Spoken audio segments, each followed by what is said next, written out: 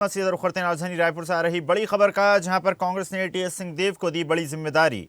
छत्तीसगढ़ के पूर्व deputy CM Tamil Nadu के बने अध्यक्ष। चलिए खबर पर अधिक चर्चा करते हैं। सहयोगी प्रिंस हमारे साथ जुड़ गए हैं। प्रिंस, पूर्व डिप्टी सीएम टीएस सिंहदेव को यहां पर बड़ी जिम्मेदारियां सौंपी गई हैं और अब स्क्रीनिंग कमेटी में शामिल किया जा चुका है, अध्यक्ष घोषित किए जा चुके हैं। जी,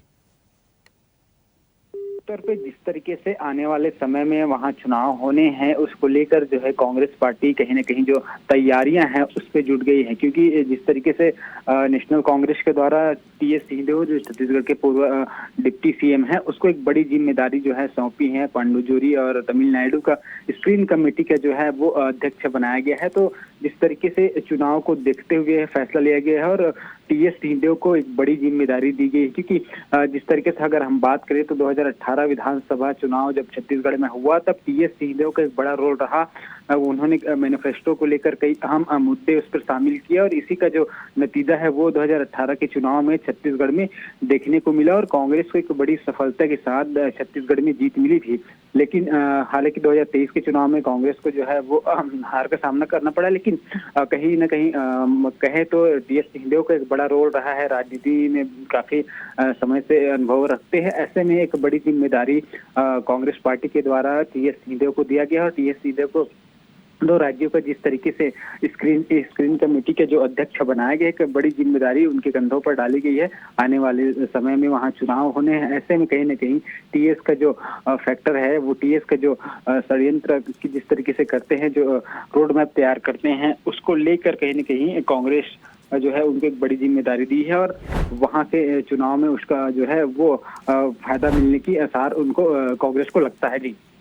जी बिल्कुल प्रिंस, और जिस तरह टीएस सिंहदेव इससे पहले भी कई जिम्मेदारियों का निर्वहन कर चुके हैं, छत्तीसगढ़ के प्रदेश की राजनीति के एक बड़े नेता हैं माना जा सकता है। ऐसे में कांग्रेस पार्टी की तरफ से जो घोषणा की गई, उसका लाभ कहीं ना कहीं कांग्रेस पार्टी को मिल सकता है।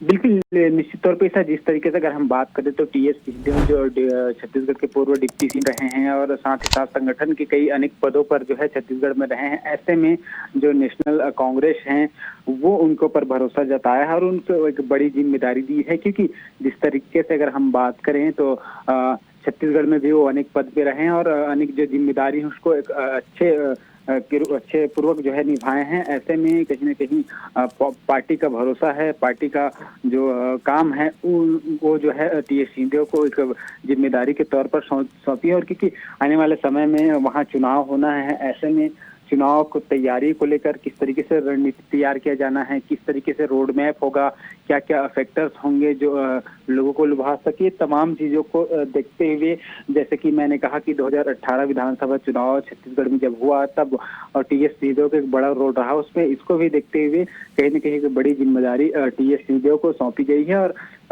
जिस तरीके से जो चुनाव होने हैं उसको उसका रोड मैप किस तरीके से होगा, क्या किस तरीके से जो जनता को लुभाया जाएगा, क्या मैनिफेस्टो में क्या चीजें जो है वो ऐड किया जा सकता है, तमाम चीजें स्क्रीन कमेटी के माध्यम से जो है वो उनको अध्यक्ष के रूप में जो है वहां नियुक्त किया गया है, वहां उनको चयन किया गया है। क्योंकि स्क्रीन कमेटी के जो अध्यक्ष हैं उसके तौर पे जिस तरीके से टीएस सिंहदेव को बड़ी जिम्मेदारी मिली है, तो निश्चित तौर पे दोनों जी बिल्कुल प्रिंस, माना जा सकता है जिस प्रकार लगातार कांग्रेस पार्टी की तरफ से जिम्मेदारियों का निर्वहन करवाया जा रहा है और यहां पर वरिष्ठ नेताओं को जिम्मेदारियां सौंपी जा रही हैं, साफ तौर पर कांग्रेस पार्टी को भी आने वाले समय में इसका लाभ मिलेगा। आपका धन्यवाद जुड़ने के लिए और जानकारी साझा करने के लिए।